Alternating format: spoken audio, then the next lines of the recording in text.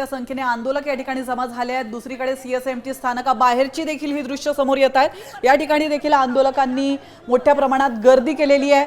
Rapid force त्यांना आवळण्याचा प्रयत्न करताय। तर याविषयी अधिक माहिती देण्यासाठी आपले प्रतिनिधी गिरीश कांबळे थेट आपल्यासोबत जोडले गेलेले आहेत। ते सीएसएमटी स्थानकावर या क्षणाला उपस्थित आहेत। त्यांच्याकडनं अधिक अपडेट घेऊयात।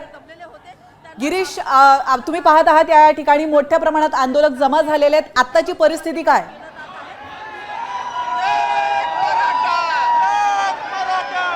मराठा आंदोलक आहेत ते छत्रपती शिवाजी महाराज टर्मिनसवर आपल्याला पाहायला मिळत आहेत, घोषणाबाजी देत आहेत। खरं तर सकाळपासूनच ही गर्दी आता आहे आणि मात्र ही गर्दी काही कमी होताना दिसत नाहीत। जोरदार घोषणाबाजी या ठिकाणी आपल्याला पाहायला मिळते। रेल्वे पोलीस असतील, महाराष्ट्र पोलीस असतील, हे या ठिकाणी तैनात करण्यात आले, परंतु गर्दी काही आटोक्यात येताना आपल्याला पाहायला मिळत नाही।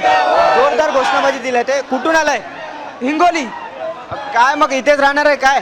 पाटील म्हणतील तोपर्यंत आम्ही इथंच राहणार। पाणी पाऊस कशाचीच काळजी करणार नाही आम्ही। मला आझाद मैदान दिलं आंदोलनासाठी, तुम्ही इथे स्थानकावर आलेला आहात, मग आम्हाला कुठेतरी एका ठिकाणी जागा द्यायला पाहिजे ना त्यांनी। मला आझाद मैदानाची जागा दिली आहे। फुल झालेलं आहे, आझाद मैदान फुल झालेलं आहे, त्यामुळे आम्ही इथे थांबलेलो आहे। आता आम्ही आमची पूर्ण मुंबई जाम करणार आहे आणि जिथं आगा भेटत तिथे आगणार आहे। आगाची सोय अजिबात झालेली नाही। शासनाने आझाद मैदानावर आंदोलकांसाठी काय सुविधा केल्यात? एवढा पाऊस पडतोय, आंदोलकांनी ओपन जागेत बसायचं का? म्हातारी लोक आलेत, वयस्कर लोक आहेत, यांचा काही विचार नाही केला। महिला आलेल्या आहेत, हाय तिकडे काय सोय? प्यायला पाणी नाही, खायला माणसांना हाय का काय? सगळे स्टॉल बंद केलेत या लोकांनी। यांना आम्ही जाणार कुठे? अन्न न खाता पाणी न पिता आमच्या जोपर्यंत मागण्या, माझ्या दादांच्या, माझ्या 11 कोटी जनतेच्या, माझ्या 6-7 कोटी मराठ्यांच्या मागण्या मान्य होत नाही तोपर्यंत आम्ही अन्न घेणार नाही ना पाणी घेणार। कुठून मी लातूर जिल्हा, तालुका औसा, मंगरूळ मनोहर आनंदराव पाटील।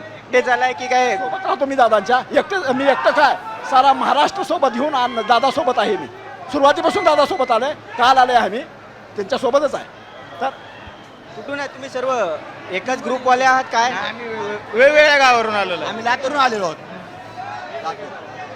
या ठिकाणी आपण जर पाहिलं तर सर्व ग्रुपने या ठिकाणी आलेले आहेत। त्यांची भूमिका एकच आहे की मराठा आरक्षण मिळाल्याशिवाय आम्ही इथून हलणार नाही। आणि ही गर्दी आपण जर पाहिली तर गर्दी खरं तर सकाळपासूनच आहे आणि या गर्दीचं रूपांतर अजूनही अधिक होईल असं देखील ते सांगतायत। आझाद मैदानात आम्हाला व्यवस्था नाही आहे, त्यामुळे आम्हाला या ठिकाणी यावं लागतंय।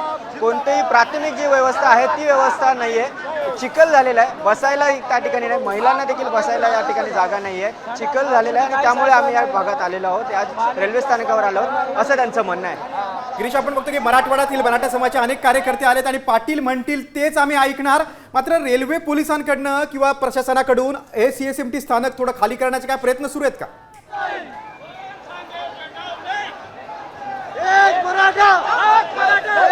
प्रशासनाकडून खरं तर मागापासूनच जे परिसर आहे तो खाली करण्याचा प्रयत्न केला जात होता। रेल्वे प्रशासन असेल आणि महाराष्ट्र पोलीस, मुंबई पोलीस प्रशासनाकडून शांततेने आवाहन केलं होतं की तुम्ही या ठिकाणाहून आझाद मैदानात जाण्याचं आवाहन ते करत होते, सातत्याने ते आवाहन करत होते।